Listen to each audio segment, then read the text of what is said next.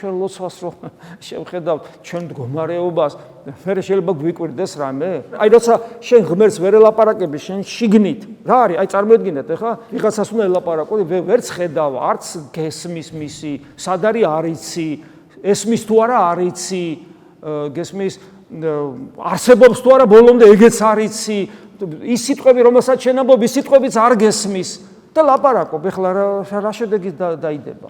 ხშირად ესე არა ვართ, როცა ვლოცულობ, ზუსტად ესე ვარ.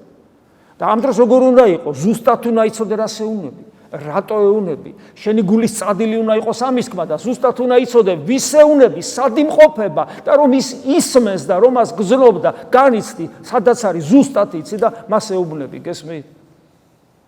და როცა წყალობას გაძლევს, განგაცდეილებს, როცა მას შენი სიტყვები ესმის.